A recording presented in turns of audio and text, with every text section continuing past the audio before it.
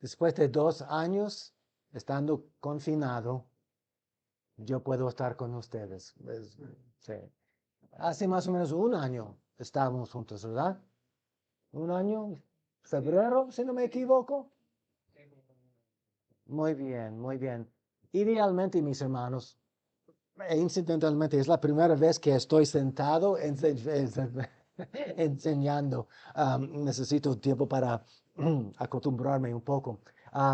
Sí, pero idealmente cuando yo enseño por la primera vez en una ubicación nueva, nueva, yo, siempre y cuando pueda, prefiero enseñar el curso que estoy a punto de compartir con ustedes. Cristo en el Antiguo Testamento. Cristo en el Antiguo Testamento es la base para Cristo en el Nuevo Testamento.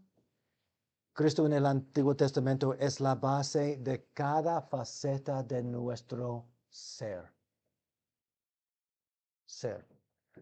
Yo regresé a Westminster por segunda vez porque cuando nos íbamos a las Filipinas, allá en el seminario en Manila, al sur de Manila, me dijeron que tuviera que, o sea, obtener otro grado y por ende pensé, voy a regresar a Westminster para aprender y obtener otro título de doctorado en la consejería pastoral.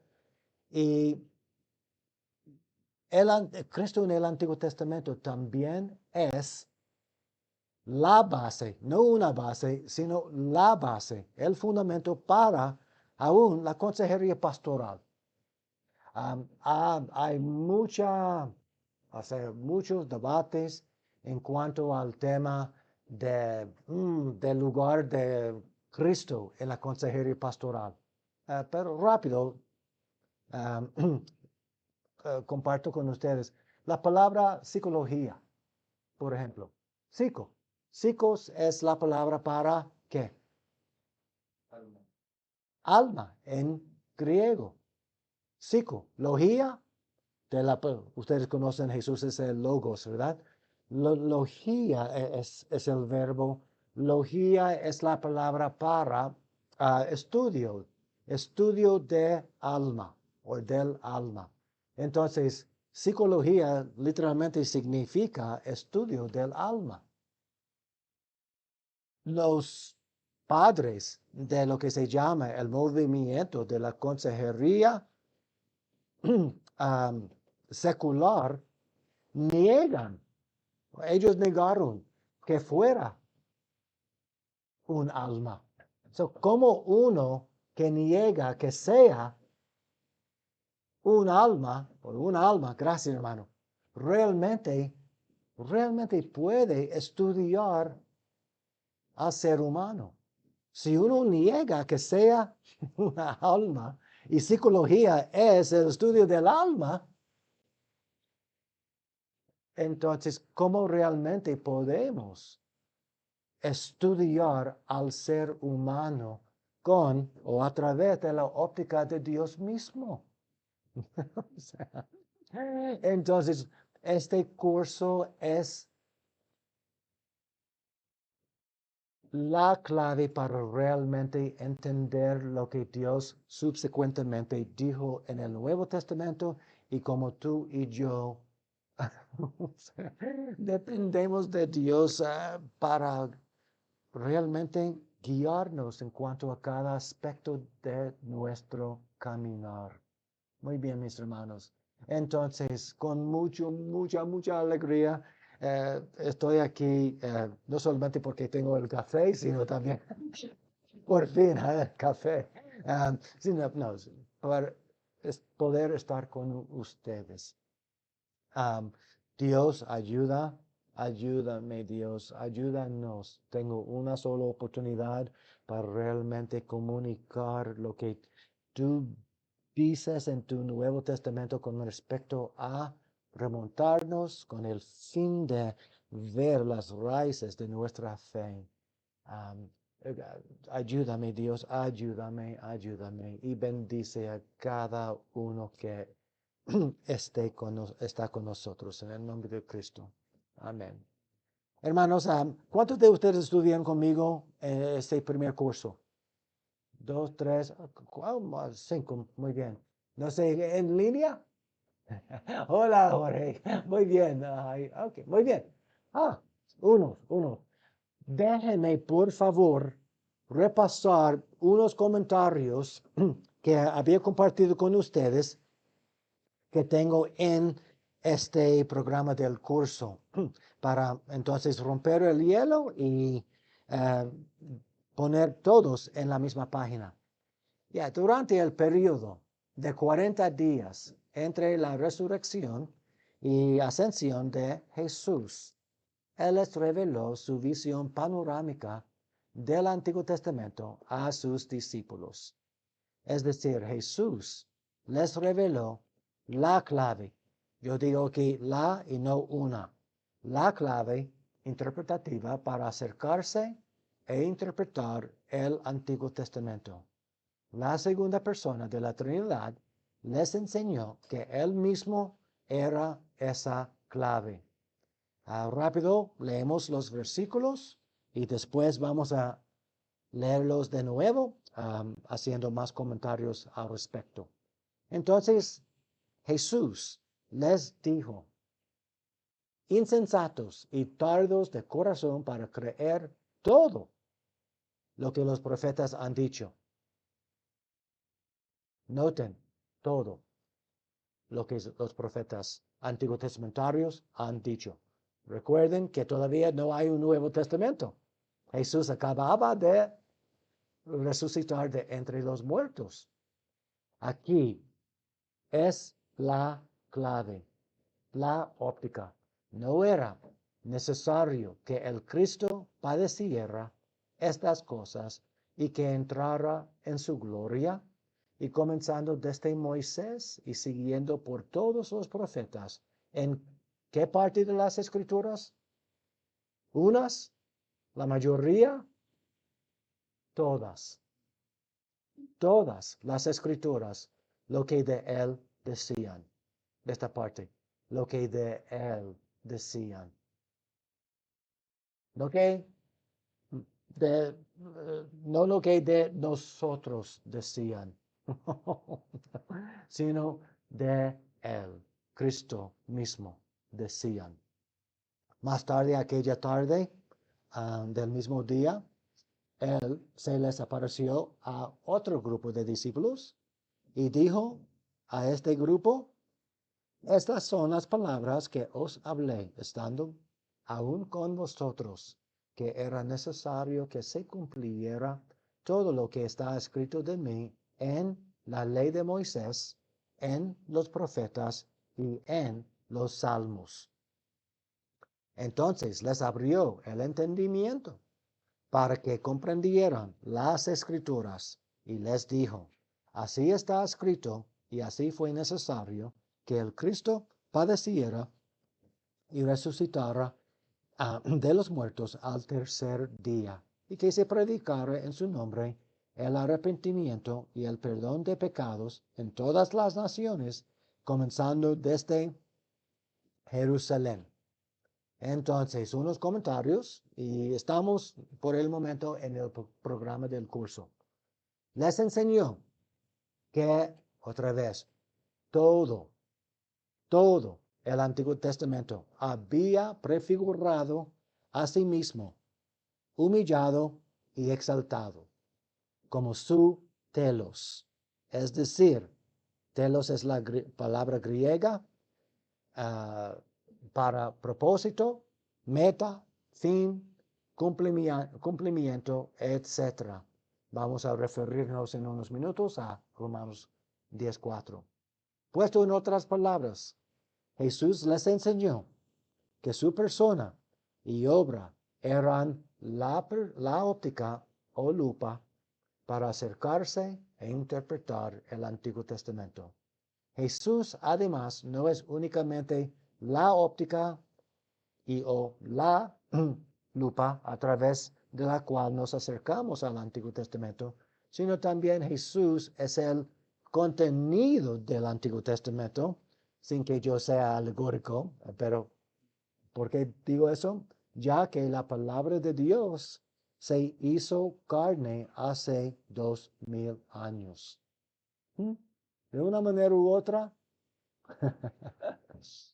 la palabra se encarnó hace 2000 años.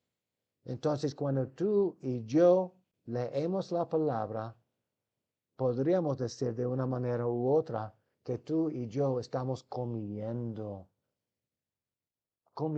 a Dios. Comiendo a Dios. El Espíritu Santo usó lo que Jesús les enseñó a sus discípulos durante aquel periodo para también hacer a Jesucristo crucificado y resucitado como la base del mensaje apostólico. Y aquí hay unos versículos, los cuales vamos a escudriñar en unos minutos. En cuanto a una descripción, los propósitos y objetivos generales del curso, este es un curso que se llama Cristo en el Antiguo Testamento. Referente a unos propósitos del curso, comenzando conmigo, que cada uno entre nosotros nos enamoramos más profundamente del Señor. Que cada uno de nosotros seamos impactados a 3 niveles: en la mente, en el corazón y a la mano, es decir, con respecto a la aplicación. Hermanos, sinceramente, si ustedes no salen diciendo, amo a Dios más profundamente que nunca. Eso es el propósito. Aunque uno no me entienda, si uno sale pensando, le amo más. Si uno, cuando yo conocí a Beverly, mi esposa, cuando la conocí, yo estaba en el seminario. Y cuando yo estaba en el seminario, no quería, o sea, conocer a nadie. No estaba interesado en casarme, quería estudiar, nada más. ¿Y sabe qué? Yo hablé con mi esposa. La primera vez que hablamos hasta de las 10 p.m. hasta las 6 a.m. ¿Y sabe lo que pasó? Encontré tiempo para estar con ella. ¿Por qué? Ya comenzaba el proceso de querer amarla. Y no importa, no importa cuán ocupado estuviera cuando la conocí, yo encontré tiempo. Yo estructuré mi tiempo para encontrar maneras o excusas para estar con ella. Si uno ama al Señor, no importa cuán ocupado esté, va a encontrar tiempo. Punto. Punto. Si uno ama a Dios más que a Netflix, va a conocer la palabra mejor que el horario de las películas de Netflix. Y poco a poco Dios va a usar eso para darles una óptica más cristocéntrica con el fin de ver las cosas de su perspectiva. Hay muchas mujeres aquí, jóvenes, cada una puede ser mi hija. Que ustedes desarrollen la óptica para reconocer a un hombre de Dios. Los hombres de Dios de mi iglesia no son muy sexys. O después de 5 años de matrimonio, cuando este hombre sexy ya esté con sus amigos más que contigo y los 2 hijos que tengas. Nada más sexy. No hay nada más sexy que Dios y su sagrada palabra. Nada puede reemplazar esta óptica que cada uno de ustedes necesitan. Imagínense, estamos en un campo de minas. Estamos allá y necesitamos llegar acá, pero no conocemos el campo donde se encuentran las minas. Entonces, mejor que, como se dice, sigamos a uno que conozca el campo donde se encuentran las minas, que no sea una explosión innecesaria. Y hermanos, es muy raro, muy raro que un joven realmente se agarre al Señor con todo su corazón. Porque somos por naturaleza, o sea, insensatos. Insensatos. De hecho, estaba pensando en un sermón para mañana. Um, ah, por un momento. Dios en su palabra, hermanos, en su palabra, nos compara más. ¿Ustedes conocen a qué animal Dios nos compara más que cualquier otro animal en la palabra? Oveja. Los campesinos y los pastores del antiguo cercano oriente sabían que no era un animal que fuera más estúpido que la oveja. No estoy exagerando, o sea, no estoy hablando en chiste. No. Y Dios nos compara a la oveja más que a cualquier animal. ¿Qué Dios nos está tratando de enseñar? La oveja necesita depender de más de 100% para realmente sobrevivir. Y una oveja no podría mantenerse la salvación por más de 5 minutos. Estamos hablando de pura estupidez. Y eso es como Dios describe el necio. ¿Eh? Muy bien, déjenme prender la pantalla. Un segundo. Muy bien. Ahora, sí, se dice que cuando la palabra es predicada responsablemente, debería impactar a cada uno a 3 niveles: en la mente, en el corazón, porque la mente es ah, el portón para el corazón. Y cuando la palabra entra por la mente, es considerada, llega al corazón, ¿qué pasa? Comienza a derretirnos. La obediencia, mis hermanos, bíblica, tiene un movimiento no desde afuera adentro, sino desde adentro, disculpa, no desde afuera hacia adentro, sino desde adentro hacia afuera. Si yo obedezco para que ustedes piensen, oh, qué hombre piadoso, oh, qué hombre espiritual. Los fariseos no lo hacen, pero cuando la palabra realmente entra, es responsablemente predicada y enseñada y entra acá, uno dice, oh Dios, lo has hecho por mí. ¿Qué debería yo hacer como resultado? Y luego el movimiento es de un corazón roto hacia afuera. Y es la diferencia realmente um, entre fariseísmo y cristianismo.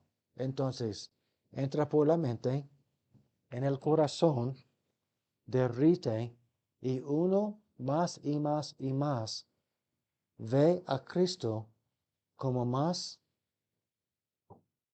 confiable que cualquier ídolo a la cual yo esté guardando y adorando. ¿Estamos? ¿Estamos? En la iglesia, uso otro ejemplo.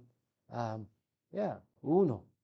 En mi iglesia no hay nadie que me preste la atención, pero en el trabajo hay un hombre y él siempre me presta la atención y él está enamorado de mí. Um, hmm, Entonces, uno va a conocer la palabra por la mente, ¿verdad? Al corazón y luego confiar más en el Señor para proveerme lo que realmente yo, según Él, necesito, versus lo que Juan, este sexy bailarín, piensa de mí, que odia al Señor con todo su corazón. ¿Sí? Si es algo desde afuera hacia adentro, como mami te dice, pero, o papi dice, pero si Dios realmente nos derrite y lo vemos como realmente más confiable de proveernos lo que realmente necesitamos, entonces, ¿qué vamos a decir a Juan, este sexy bailarín? Que vayas a otra mujer, ¿verdad? Voy a esperar, voy a esperar. Um, Cada uno vea, o sea, que cada uno vea la necesidad de clamar lo que Juan el Bautista dijo en Juan 3:30. Es necesario que Él crezca y que yo disminuya, disminuya. Hermano, nada a largo plazo va a realmente hacer eso más que un corazón que ha sido roto. Ha sido roto por la palabra y por el amor de Dios. Con respecto al contenido, eh, una cosa más. Uno puede obedecer para, para evadir, por ejemplo, el castigo de Dios. Mejor que casarse con Juan, este bailarín, ¿verdad? No creyente. Pero cuando uno realmente no piense en Juan o María para los hombres, ¿verdad? O sea, que son ateos o que no conozcan al Señor. Y luego obedece no para evadir el castigo, sino para no lastimar el corazón de Dios. ¿Me explico la diferencia? Evadir, como los reformados dicen, evadir castigo. Mira, eso es sabio, pero no tan fructífero que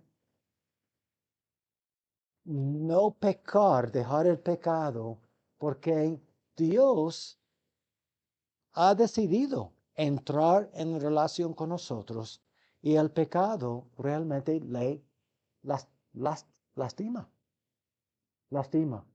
Entonces, eso, lo que estoy compartiendo con ustedes ahora, es lo que realmente significa ser roto por la palabra, que le amemos más. Dos, con respecto al contenido, hay básicamente dos propósitos. Primero, conocer la visión panorámica del Antiguo Testamento que Dios mismo enseña en el Nuevo Testamento.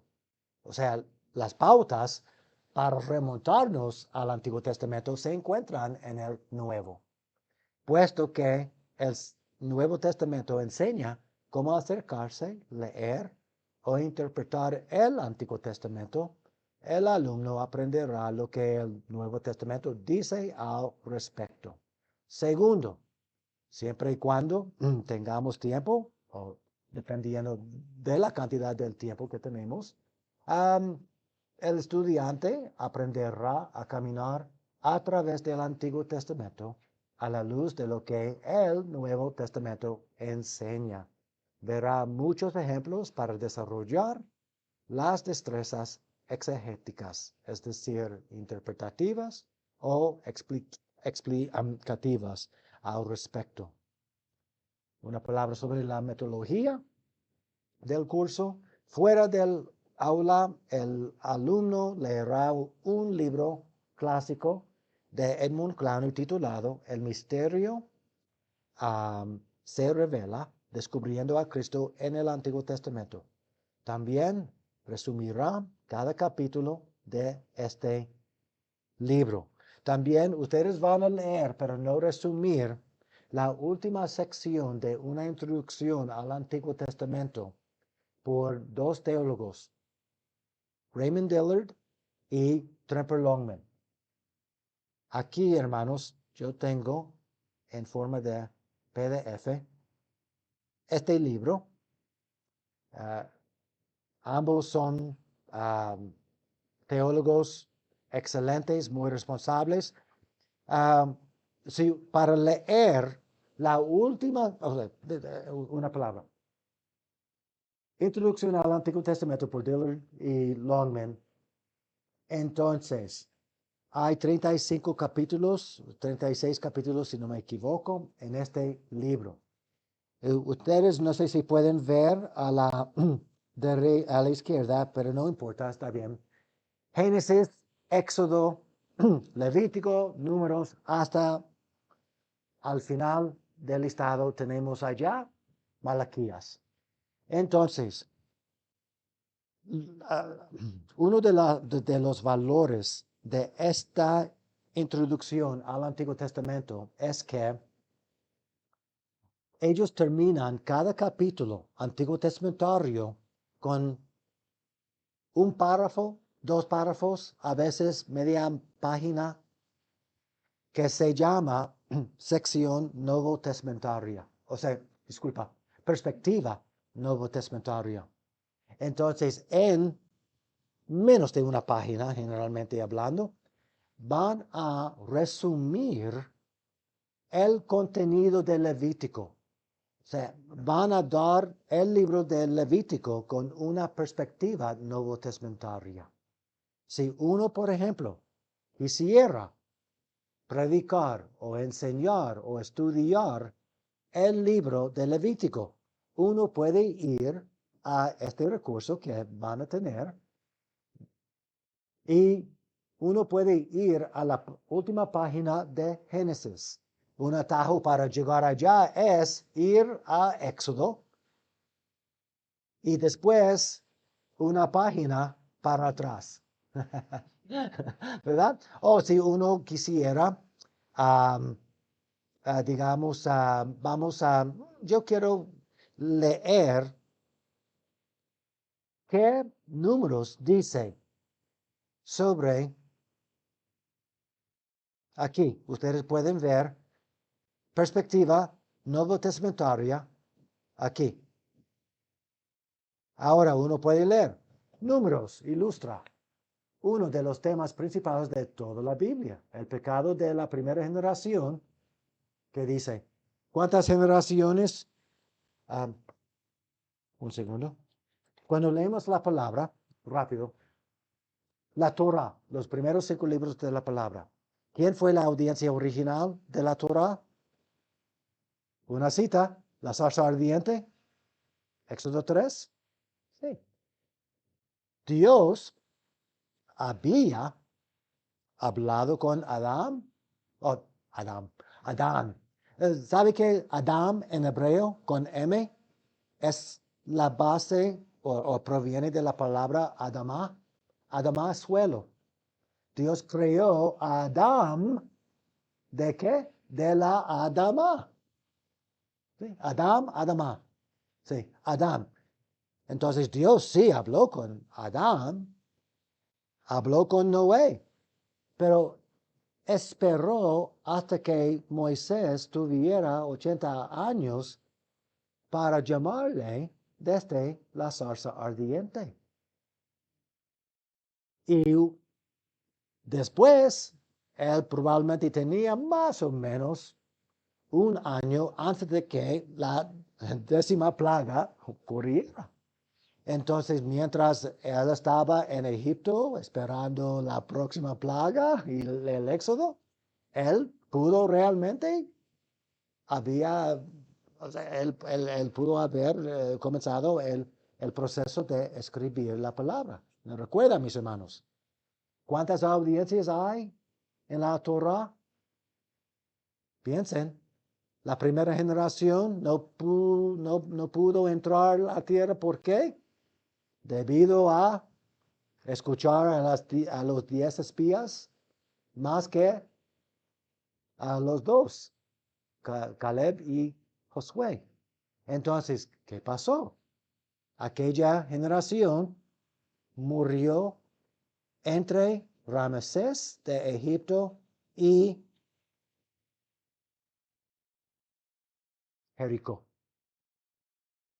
Entonces, hubo segunda generación.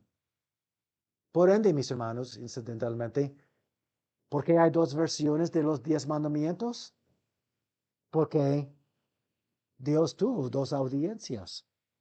La primera versión, Éxodo capítulo 20, ¿para cuál generación? La primera. Pero cuando llegamos a Deuteronomio 5, hay segunda generación. ¿Para qué? ¿O para quién? Para los hijos de la primera generación. Por ende, hay varios diferencias entre sí, porque Dios está actualizando la palabra para aquella generación. ¿Ven? Sí. Entonces, todo eso para dar trasfondo de esta primera oración.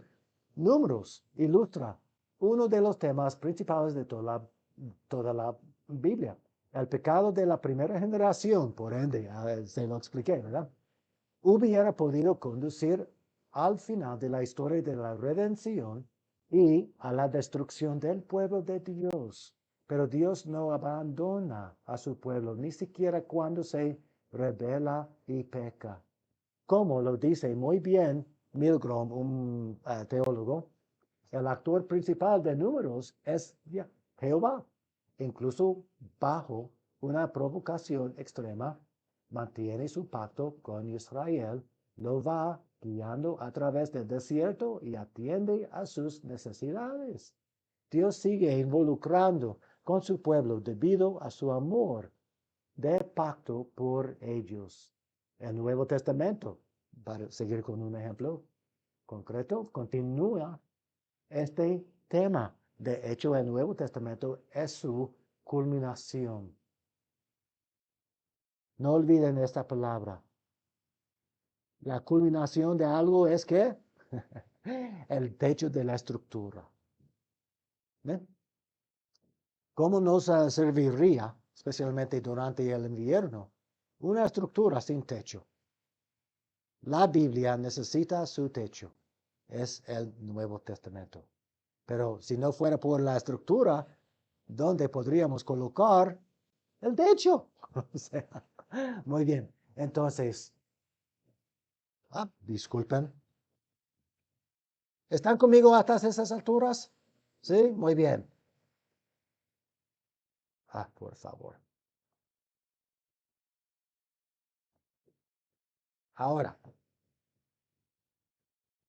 sí, el Antiguo Testamento es simplemente un preludio de lo que sucede en la cruz. Bien dicho. ¿Ah? Bien dicho. Si fuéramos a Broadway, Nueva York, para ver un espectáculo, entonces, antes de comenzar, ¿qué la orquesta hace? Nos da un ejemplo, una porción de cada canción que va a, eventualmente, tocar por completo. Entonces, sí, el Antiguo Testamento nos da un preludio de lo que sucede en la cruz. El pueblo de Dios siguió volviéndose contra él, pero a pesar de ello, envió a su Hijo, Jesucristo, a quien trataron con brutalidad, Sin embargo, Dios no abandonó a su pueblo, sino que le dio esperanza en la salvación que Jesús ofreció. Cada generación de cristianos debería situarse en la posición de la nueva generación del libro de Números. Dios ha actuado, disculpen, ustedes no pueden ver eso. Dios ha actuado de manera redentora en medio de en nuestro, y con ello ha dado a nuestras vidas significado y esperanza. Al igual que la generación de Números, se nos llama a responder a la gracia de Dios con obediencia. Es un párrafo más. El libro también continúa el importante tema de la presencia de Dios y de su santidad. Esto puede observarse en el cuidado con que el texto trata del lugar de los levitas como custodios de la santidad de Dios. En especial en su responsabilidad de transportar el tabernáculo y su mobiliario. Muchas de las leyes que se presentan a lo largo de Números están allí para asegurar la pureza del campamento. El tema bíblico teológico de la presencia de Dios y de su santidad ya se ha analizado en el capítulo 4 y el lector interesado puede referirse a a la santidad de Dios. Muy bien, no hay muchas palabras de domingo. Entendible, ¿verdad? Muy bien.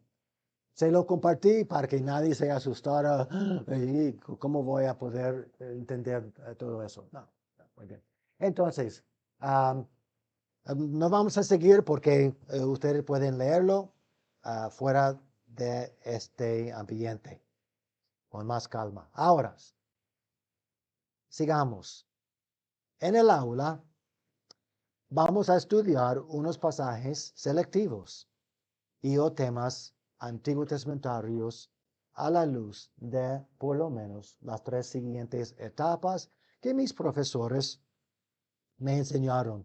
Primero, no obstante, yo comparto mi filosofía de la vida que Dios resumió por medio de Pablo en 2 Timoteo 2, 1 y 2.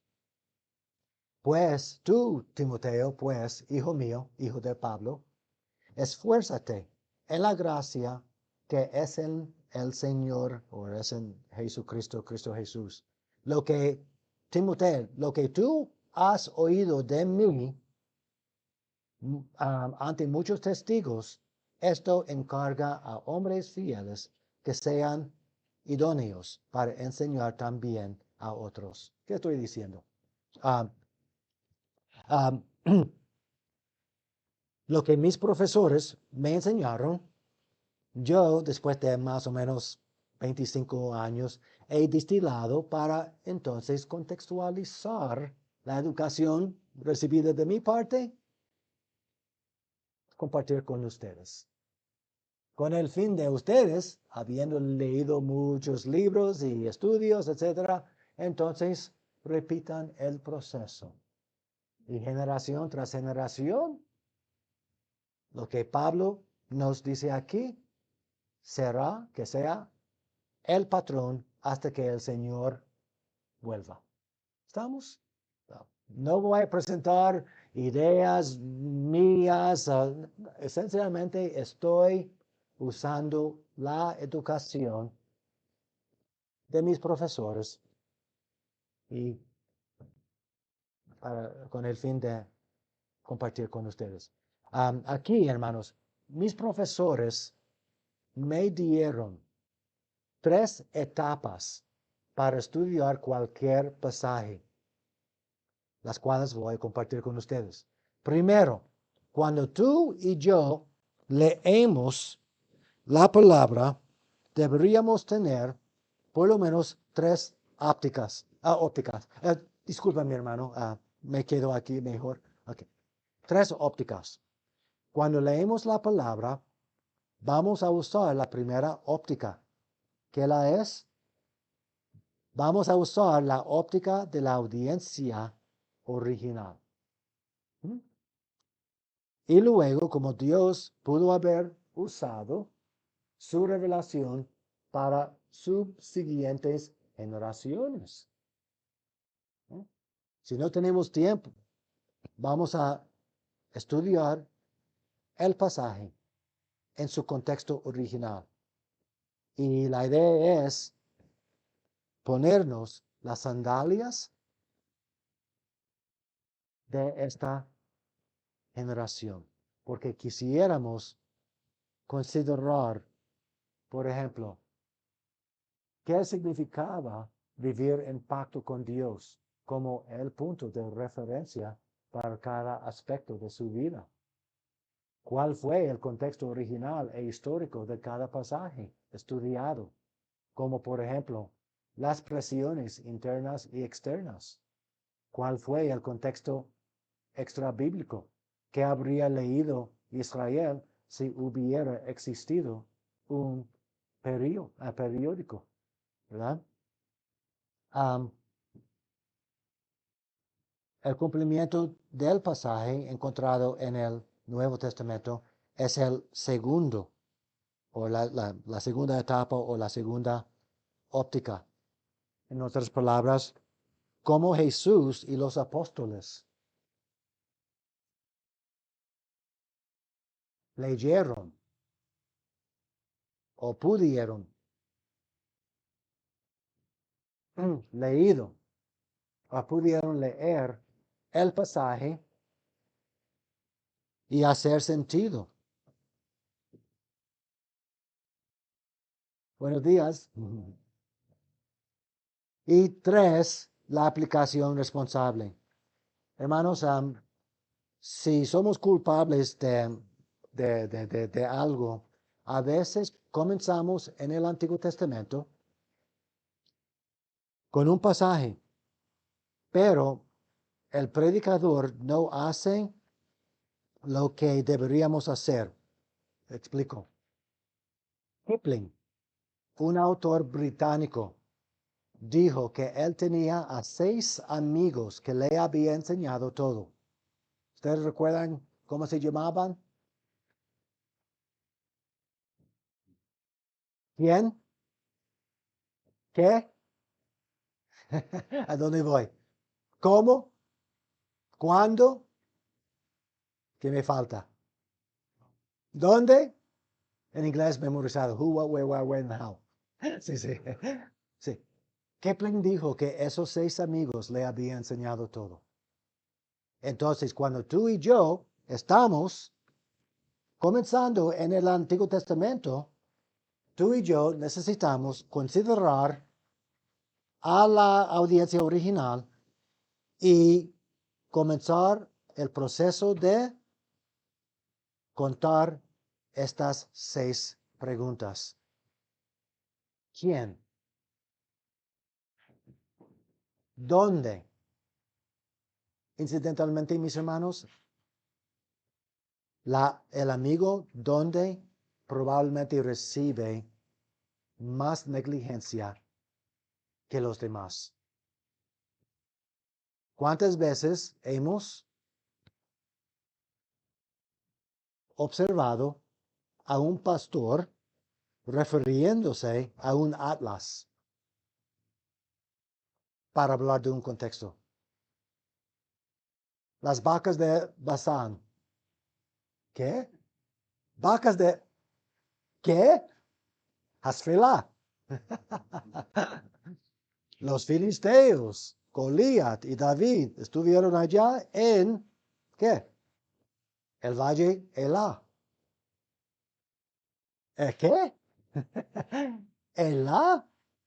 Pues hermanos, si conociéramos la topografía y la geografía, allá es donde hay un paso para subir a las montañas, para entonces conquistar a Belén y luego doblar a la izquierda, al norte, para entonces captar a Jerusalén. Por ende, cada lado estaba, ¿qué? Guardando la entrada y el éxito y la salida de este sendero entre sí. Por ende, ellos estuvieron allá y no en, por ejemplo, Bashan. O sea, conocer la tierra prometida es indispensable si vamos a realmente. Y ahora que ustedes están conscientes de eso, la próxima vez que ustedes lean una página, especialmente en el Antiguo Testamento, noten la primera vez que ustedes realmente lean una página sin referencia geográfica. Y tú y yo, entonces, si no conocemos la tierra prometida, vamos a realmente tener una pobreza, entendimiento ah, de la palabra. En el futuro, y es mi deseo, fue mi deseo llegar acá una vez para realmente verlos, ¿verdad? Aún con las mascarillas, reconozco a uno de ustedes de hace un año, pero mi deseo es regresar en otro año porque yo había vivido en Israel y quisiera compartir un curso entero sobre la tierra prometida.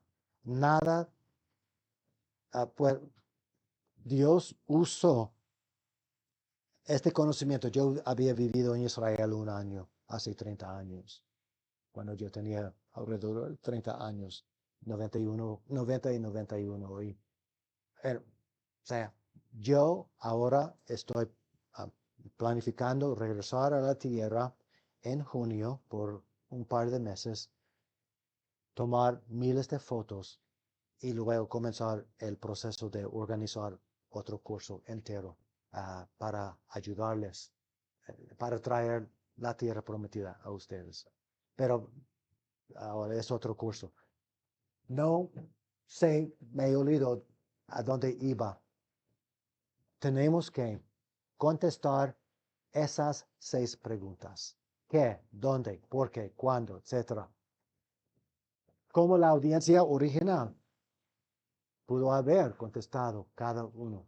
Porque, un ejemplo, cuando yo estuve en Matsada, la última vez que estuve allá fue en 2015, Matsada. ¿Ustedes conocen qué es Matsada? ¿Dónde se encuentra Matsada? Muy bien. Les voy a enseñar una foto. No quiero usar el tiempo para buscar la foto ahora. Matsada está al lado del mar Salado. Y cuando llegamos allá, lo que me impactó más que nada era el letrero que vimos al entrar al parque de Matsada. Matsada fue una fortaleza de Herodes del primer siglo. Fue destruida por los romanos en el año 73. Pero estamos hablando de una mesita.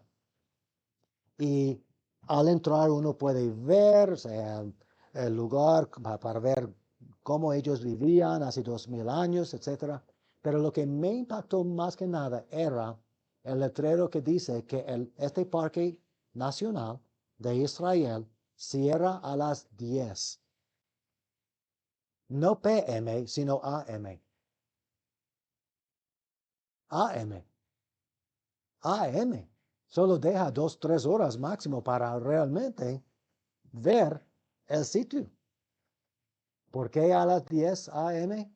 Porque el sistema de parques nacionales de Israel habían visto muchos gringos gordos, muy blancos, o sea, sufriendo de derrames de calor. Estamos hablando de una intensidad de calor que realmente es imposible para muchos. Cuando tú y yo vemos este letrero ahora yo veo por qué la generación de Moisés se quejaba y quejaba y se quejaba tanto. Y cuando tú y yo imaginamos, por ejemplo, un hombre detrás de nosotros por 40 años, pateando la arena caliente de este desierto a mis piernas, la parte de atrás.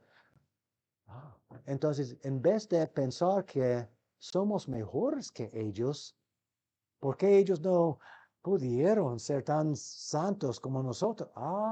Si yo hubiera estado allá, ¿qué concluiría? Me habría quejado aún más. Cuando pienso en cómo me quejo ahora. Entonces, hace 3.500 años, sin nubes. El Sinaí no tiene nubes, no hay lluvia. Calor y sol. Entonces, cuando tú y yo consideramos la pregunta, ¿dónde? Ahora tú y yo nos identificamos más con esa audiencia original en vez de, sí, ganar una licencia para juzgarlos. ¿Me siguen mis hermanos? ¿Me siguen? Muy bien. Después necesito arreglar esta computadora que no se duerma tanto. Muy bien, ahora, disculpen. Entonces, primera audiencia. ¿A quién es esa primera audiencia?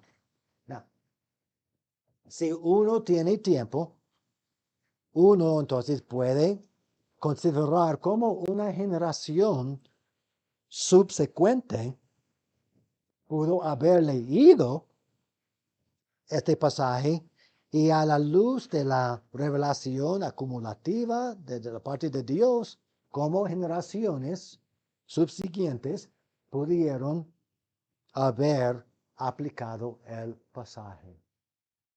¿Vamos? Por ejemplo,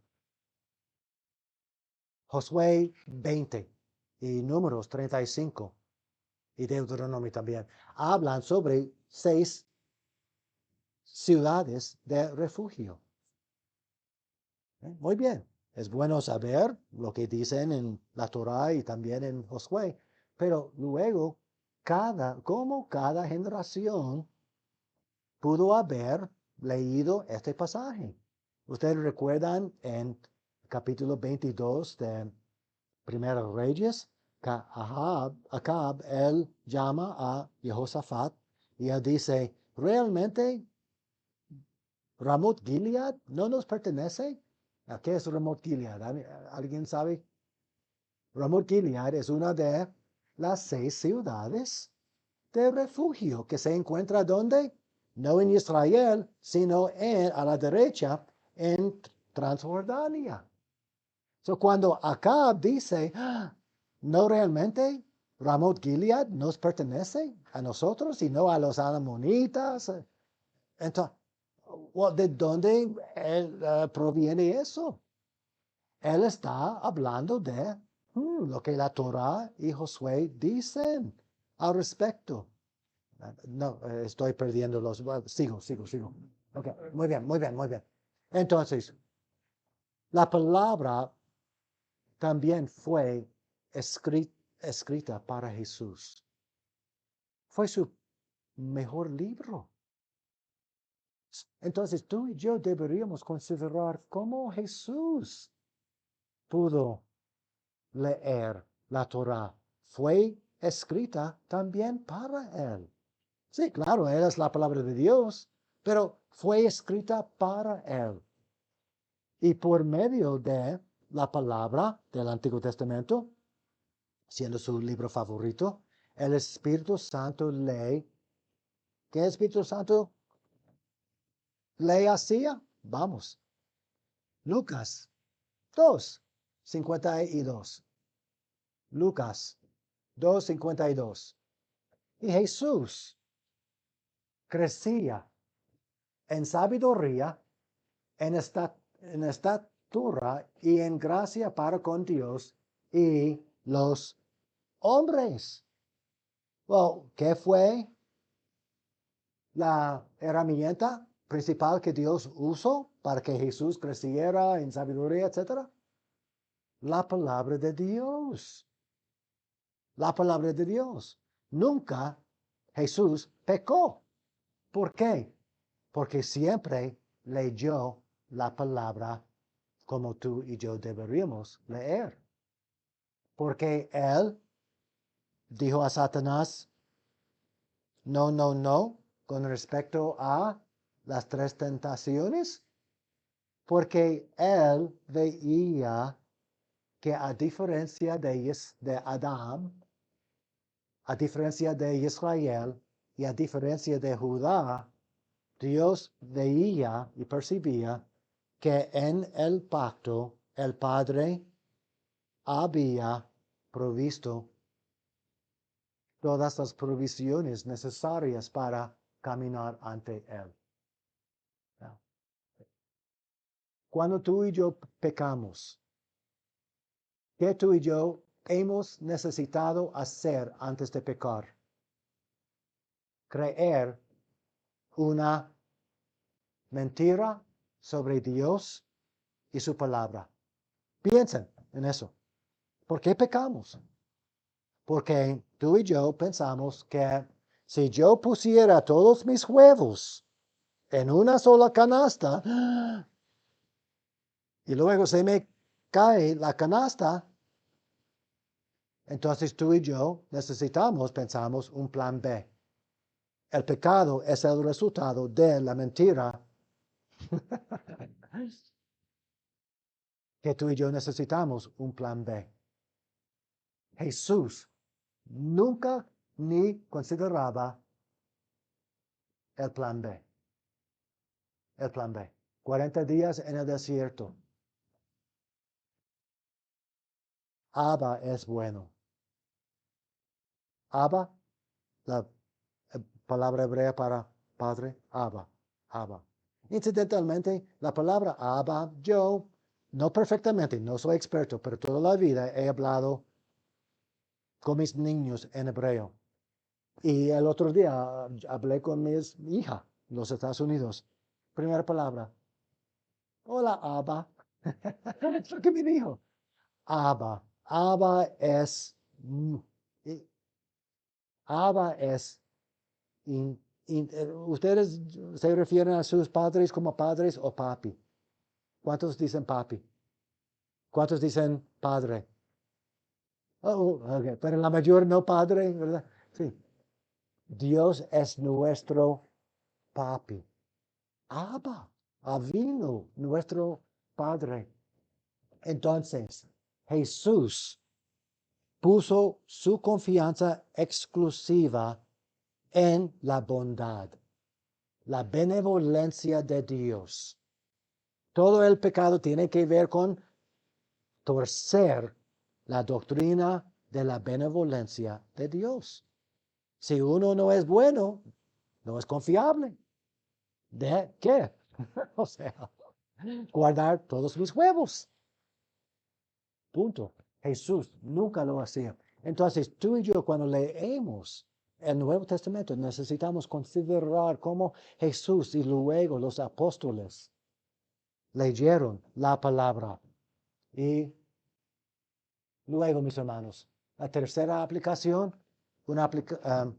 disculpa, la tercera óptica, la aplicación responsable. Cuando tú y yo hayamos estudiando el contexto original, contestando estas 6 preguntas, y luego, en cuanto a Jesús y los apóstoles, podemos aplicar el pasaje. ¿Cuántos, lamentablemente, leen un pasaje en el Antiguo Testamento y luego brincan directamente a la aplicación? Sí. Jay Adams solía decir que el pastor cristiano que lo hace realmente no es diferente a un rabino no creyente o un musulmán, porque los musulmanes y los hebreos pueden leer un texto del Antiguo Testamento, pero no van al Nuevo. Si un cristiano hace lo mismo, no es mejor que a un rabino ateo. Y hay muchos, conozco a un rabino ateo. Sí, me explico. Entonces, siguiendo con Jay Adams, si la congregación te agradece después de tu sermón rabínico, te invita a la próxima semana, Jay Adams dice, a menos que el Espíritu Santo esté trabajando, has fracasado. Porque has hecho lo que cualquier rabino o musulmán pudieran haber hecho. ¿Estamos, mis hermanos? Sí, muy bien. Ahora vamos a terminar acá. El resto ustedes pueden ver en el programa del curso. ¿Podemos tomar un descanso de cuántos minutos ustedes prefieren, pastor? 15, 20. 15. Muy bien. Sí, vamos con 15 y minutos alemanes, si ustedes saben dónde, los latinos. Muy bien, porque hay mucho que cubrir y el tiempo es muy severamente restringido. Sí, mi hermano. Puede ser las 10:30 porque a las 10:30 está el break. Ok, muy bien. Quedan 10 minutos. Gracias. Ok. Usted, podrías, o sea, váyanse. Sí, sí. Muy bien. Vamos a terminar con la grabación. Muy bien. Sí. Ok.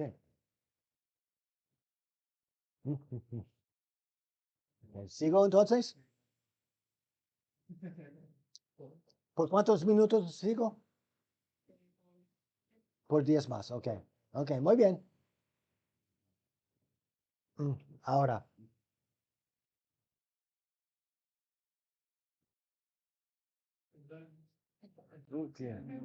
Está bien. Te malentendí, ¿verdad? Pensé, rápido, ¿qué quisiera compartir en 10 minutos? Vamos a comenzar con un ejercicio. Okay. Hmm. Ok, tengo dos versiones porque estoy en el proceso de traducir. Muy bien, Lucas 6, 1 a 5. Los fariseos cuestionan a Jesús acerca de arrancar, restregar con las manos y comer las espigas en el día de sábado. Vamos a leer este pasaje porque ahora vamos a girar al tema de, déjenme engrandecer las palabras otra vez. ¿Por qué estudiar la palabra de Dios? Especialmente el Antiguo Testamento. Lucas 6. Aconteció que un sábado, pasando Jesús por los sembrados, sus discípulos arrancaban espigas y restregándolas con las manos, comían. Algunos de los fariseos les dijeron, ¿quiénes fueron los fariseos? ¿Expertos en qué testamento? El antiguo. Todavía no había nuevo. ¿Por qué hacéis lo que no es lícito hacer en el sábado? Now, ustedes, mis hermanos, ustedes ven implícitamente lo que está diciendo allá. ¿Cómo vamos a entender aún el Nuevo Testamento si no sabemos de la doctrina del día de sábado? Sábado hebreo, Shabbat. Lishbot es la palabra para reposar. Yo me gusta Lishbot un día cada semana. Yo quiero un sábado. Lishbot, sábado, Shabbat en hebreo. Muy bien. Entonces, a lo largo de los evangelios, Jesús siempre está confrontando los argumentos de los fariseos. ¿Cómo tú y yo realmente podemos entender el Nuevo Testamento si no tenemos una base de conocimiento sobre el Antiguo?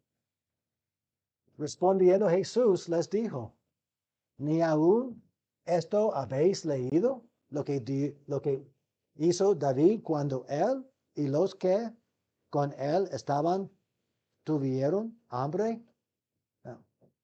¿A qué Jesús se refiere? El Antiguo Testamento. Y estas palabras, ni aún esto, Jesús dice a cada uno de nosotros, habéis leído el Antiguo Testamento.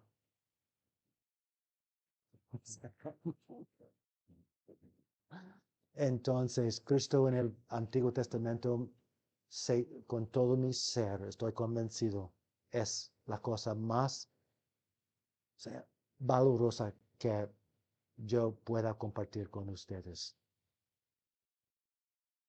Esto habéis leído, esto habéis conocido, esto habéis querido conocer, aunque 90% me pasa sin entender, pero por lo menos, sí. Ni aún esto habéis leído, lo que hizo David. Que la palabra dice sobre David. Y pasamos más tiempo con David que con Netflix o Prime de Amazon, ¿verdad? O de nuestros teléfonos. Podríamos considerar usando la Biblia como la mayoría de aún los creyentes usan sus teléfonos. ¿Dónde estaríamos si se nos perdiera el teléfono? Pero la Biblia, con polvo encima de la portada. O sea, hermanos, vida, vida. Entonces, ni aún esto habéis leído lo que hizo David cuando él y los que con él estaban tuvieron hambre. Como entró a la casa de Dios. Se refiere a 1 Samuel. Y tomó los panes de la proposición. ¿Qué está diciendo? Hay que ver en la Biblia, a veces hay referencias, números, para que uno entonces, se remonte a 1 Samuel. ¿Cómo entró a la casa de Dios y tomó los panes de la proposición, de los cuales no es lícito comer, sino solo a los sacerdotes? Y comió y dio también a los que estaban con él. Y les decía, el Hijo del Hombre es Señor aún del sábado. Hijo del Hombre. ¿Eh? Ustedes saben que en el Nuevo Testamento Jesús se refiere a sí mismo como el Hijo de Hombre más que cualquier otra designación. Ustedes saben que el Hijo del Hombre es un título antiguo testamentario. Muy bien, muy bien. ¿Saben de dónde? Daniel. Muy bien, Daniel. Y en el contexto de Daniel, como tenemos 6 minutos todavía, vamos. Daniel 7. Vamos a comenzar. Sí, aquí, 11. Daniel habla, Dios le revela una visión. Yo entonces engrandezco la pantalla.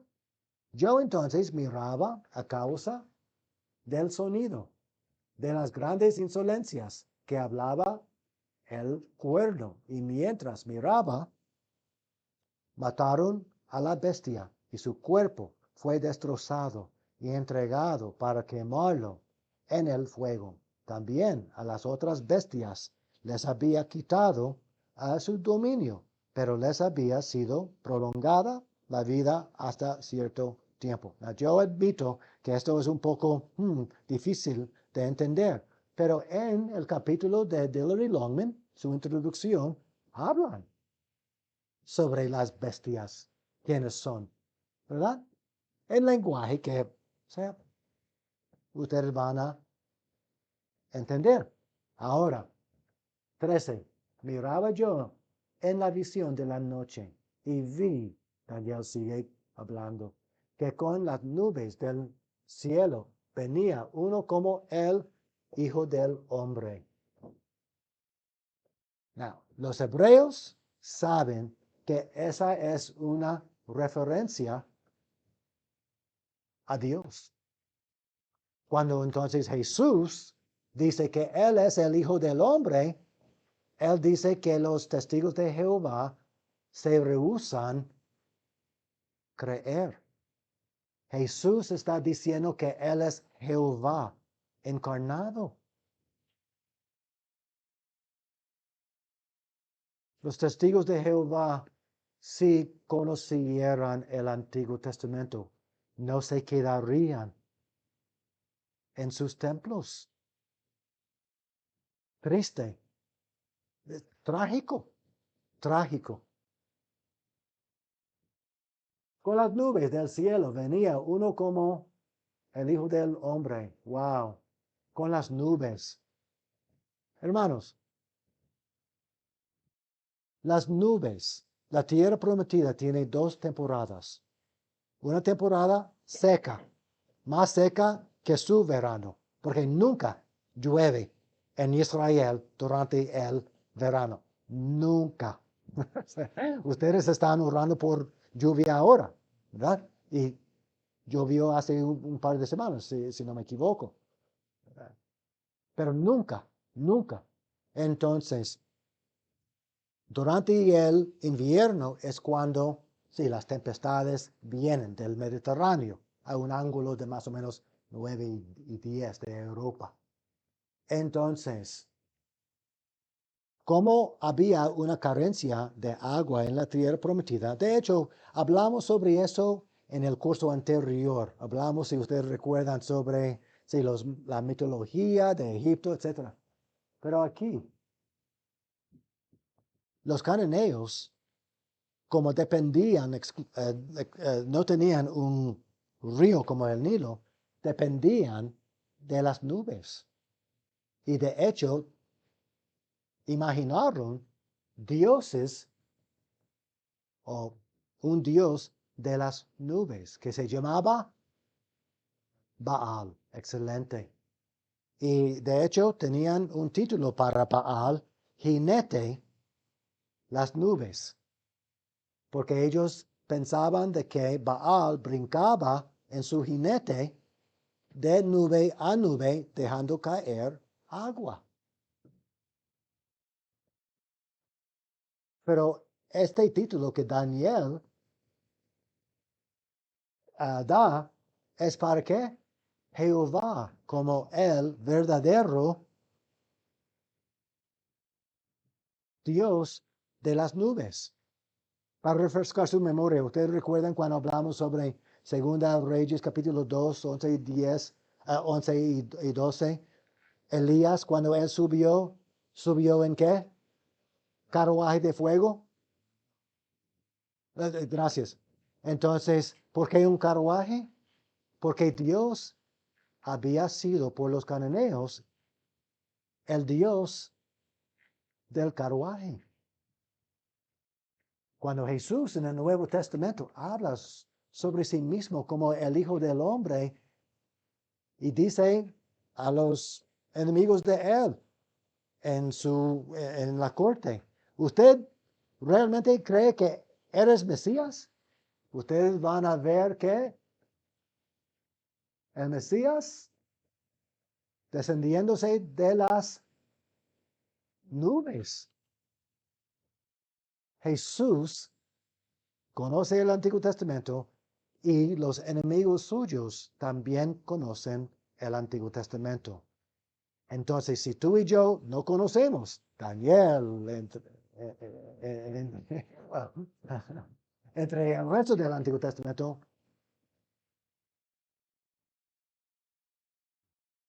sí leí la palabra 15 minutos, hice mis devociones, no entendí mucho, pero hice mi parte. Ahora que Dios me bendiga. Es como realmente, lamentablemente, muchos viven. ¿Verdad?